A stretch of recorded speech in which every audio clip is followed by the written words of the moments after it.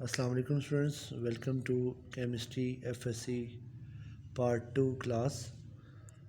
In this topic we will discuss about nitrogen dioxide. बेटा ये जो टॉपिक है NO2 नाइट्रोजन डाइऑक्साइड, इसकी हम प्रेपरेशन इस लेक्चर में पढ़ेंगे, प्रॉपर्टीज़ और रिएक्शंस कुछ पढ़ेंगे। सीक्वेंस तो आपको पता लग गया होगा प्रीवियस लेक्चर के हिसाब से कि ये जो नाइट्रोजन के ऑक्साइड चले आ रहे हैं जिसमें हमने डाई नाइट्रोजन ऑक्साइड और डाई नाइट्रोजन ऑक्साइड और इसी तरह नाइट्रोजन ऑक्साइड ये हमने पढ़ा है। इसके अंदर बेटा जो मेन चीज़ है वो ये है कि अगर आप किसी साल्ट को हीट करें तो वो आपके पास ऑक्साइड बनाता है। उसके बाद अगर किसी मेटल को एसिड के साथ ट्रीट करें तो आपका वो ऑक्साइड बनाता है, रिलेटिव ऑक्साइड बनाता है। ठीक है, उसके बाद इन्होंने जो रिएक्शंस में मेन इंपॉर्टेंट कॉमन चीज़ आई है वो ये है कि ऑक्सीडाइजिंग इफेक्ट है, रिड्यूसिंग इफेक्ट है। तो इस हवाले से आपने इस चीज़ को पढ़ना है। तो हमारे पास सबसे पहले आ जाता है कि प्रेपरेशन आ जाती है कि it can be prepared in small quantities by heating lead nitrate, कि जब आप लेड नाइट्रेट को हीट करते हो तो ये lead oxide NO2 nitrogen dioxide और ऑक्सीजन O2 गैस बनाता है। इसी तरह it can also be prepared by reacting concentrated HNO3 with copper, कि कॉपर का जब HNO3 के साथ रिएक्शन होता है तो आपके पास कॉपर नाइट्रेट बनता है, वाटर बनता है और NO2 बनता है, नाइट्रोजन डाइऑक्साइड बनाते हैं। तो देखें आपके पास यहाँ पर कॉपर जो HNO3 के साथ रिएक्ट कर रहा है, ये बेटा कंसनट्रेटेड एसिड के साथ रिएक्ट कर रहा है।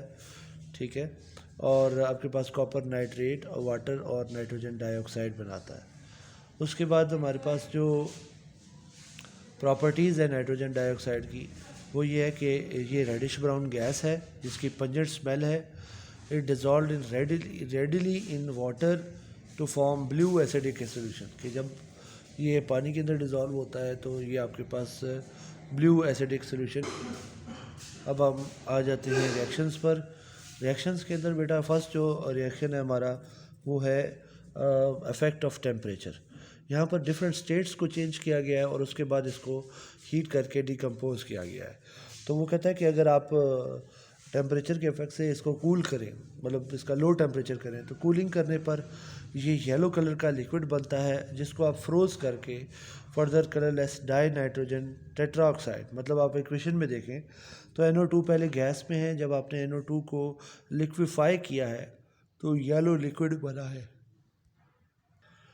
वो जो येलो लिक्विड है वो आपने और फ्रीज़ किया तो N2O4 मतलब उसकी डायमर फॉर्म बन गई और पेल येलो फॉर्म बन गई। उसके बाद जब आप इसको हीट करते हैं, अब आपने कूलिंग नहीं करनी, अब आपने लिक्विड बनाकर इसको गैस में वापस लेकर आना है, तो आप वापस NO2 में लेकर आते हैं। तो अब जो गैस में आ रही है वो रेडिश ब्राउन गैस आ रही है। ठीक है, रेडिश ब्राउन गैस में प्योर में कन्वर्ट हो रहा है 2 मोल्स में। वो ज़्यादा कंसनट्रेटेड है ना, इसलिए, क्योंकि अब 2 मोल्स बनेंगे इकट्ठे। उसके बाद 2 मोल्स NO2 के जो आप जब हीट करते हो 620 डिग्री पर, तो वो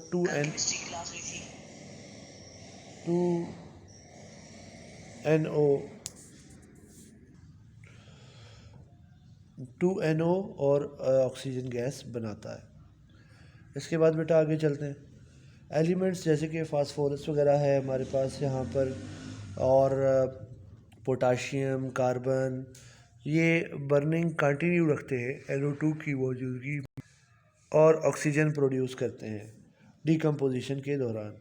जैसे आपके पास एक रिएक्शन मेंशन्ड है, इसके अंदर बेटा ये बताया गया कि 2NO2 जो है जब आप डिकम्पोज करते हैं तो 2NO और O2 में कन्वर्ट होता है। तो आपके पास जो फास्फोरस है, अगर आप देखें NO2 के साथ जब रिएक्शन करता है तो आपके पास P2O5 और NO2 बना रहा है ना। तो डिकम्पोजिशन में देखें आपके पास यहाँ पर ऑक्सीजन गैस बना रहा है, और जब फास्फोरस से रिएक्शन करता है तो अब आपके पास फिर डिकम्पोज ही हो रहा है ऑक्सीजन दे के।